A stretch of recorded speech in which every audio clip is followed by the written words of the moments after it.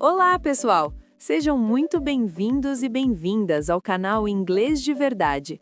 Hoje você vai colocar o seu listening à prova com um pequeno podcast em inglês preparado para desafiar a sua compreensão de uma forma prática e envolvente. A ideia é simples. Primeiro, você escuta com atenção. Depois, testa o quanto realmente entendeu. Após ouvir o podcast, você vai responder a 5 perguntas sobre o tema apresentado. Esse é um excelente exercício para treinar não apenas a sua capacidade de entender o inglês falado, mas também para ampliar o seu vocabulário e se acostumar com o idioma em situações reais. Se achar necessário, você pode ativar a legenda em inglês disponível no vídeo para ajudar na compreensão, mas tente ouvir primeiro sem apoio.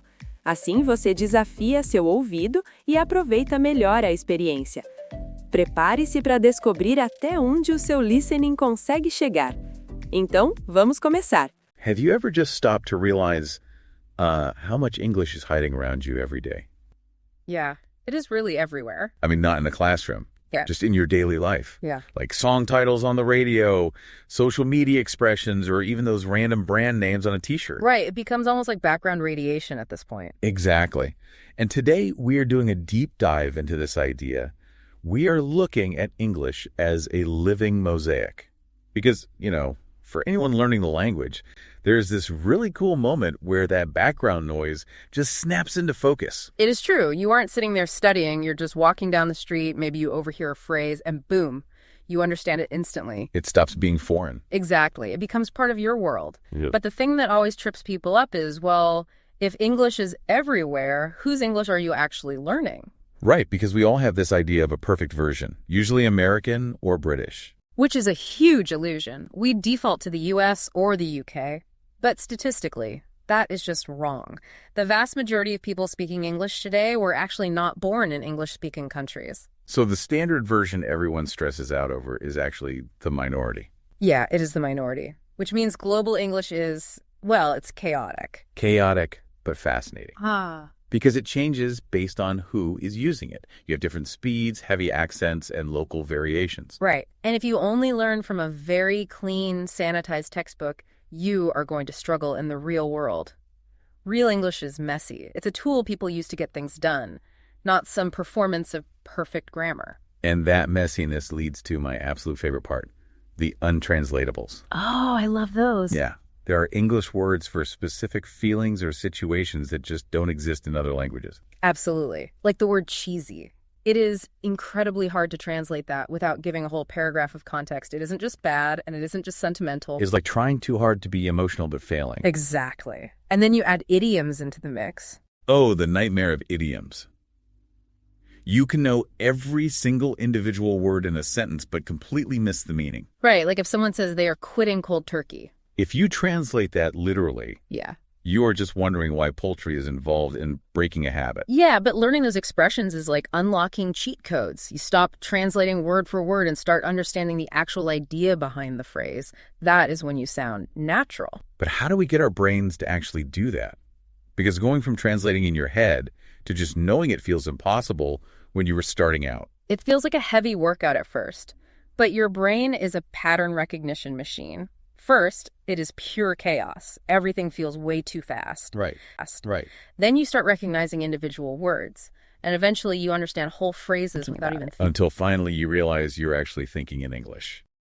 That is the final stage. And you don't get there by memorizing lists. Right. I mean, humans are wired for stories. Exactly. The most efficient path is narrative. When you listen to conversations like this deep dive or a story about a mystery, your brain focuses on what happens next. So you just absorb the grammar and vocabulary naturally. You completely bypass the anxiety of studying. I really love the jigsaw puzzle analogy for this. It is a perfect visual. You find a piece here, a new word there, maybe an expression like cheesy, and for a long time it just looks like a pile of Just cardboard. random pieces. Yeah. But you never know when it will happen. You place one piece, and suddenly the whole picture becomes clear. The language just So clicks. it's less about memorizing a dictionary and more about discovering a new lens to view the world through. The best part is you never know which piece finishes the puzzle. The very next story you hear might be the one that makes everything fall into So, place. to everyone listening, keep your ears open. The mosaic is being built whether you realize it or not. And before we wrap up this deep dive, here's a thought to leave you with.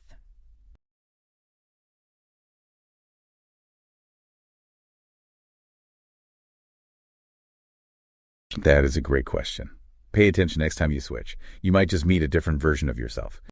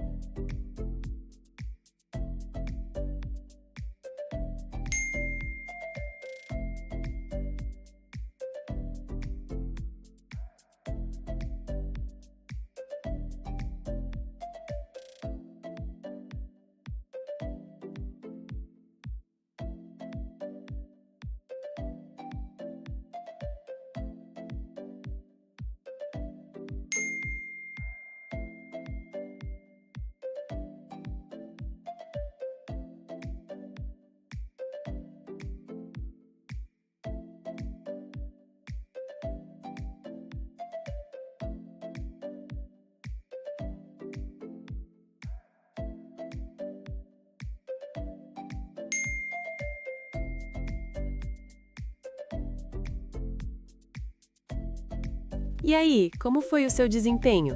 Você conseguiu entender bem o podcast? Independentemente do resultado, o mais importante é continuar praticando, porque é assim que o seu listening evolui de verdade. Cada áudio que você escuta é um passo a mais para entender inglês com mais naturalidade e confiança. Se alguma parte foi difícil, não tem problema. Volte, escute novamente e tente perceber palavras e expressões que talvez tenham passado despercebidas da primeira vez. É exatamente esse processo que faz o seu ouvido se acostumar com o inglês. Se você gostou desse exercício, continue acompanhando o canal Inglês de Verdade para treinar cada vez mais. Com prática constante, aquilo que hoje parece difícil vai se tornar cada vez mais fácil. Obrigado por estudar com a gente e até o próximo treino de listening. E se você assistiu até aqui e quer aprender inglês sem gastar um centavo durante todo o processo de aprendizagem, com acesso a ferramentas, atalhos e mentoria que vai fazer com que você absorva o inglês de forma rápida e natural, eu te convido a conhecer o método dos 9 Passos para a Fluência, onde você vai conhecer a forma correta de aprender o inglês. Good. Now we can go in the water. Com acesso a ferramentas que irão te auxiliar nesse aprendizado. E o melhor, todas encontradas de forma gratuita.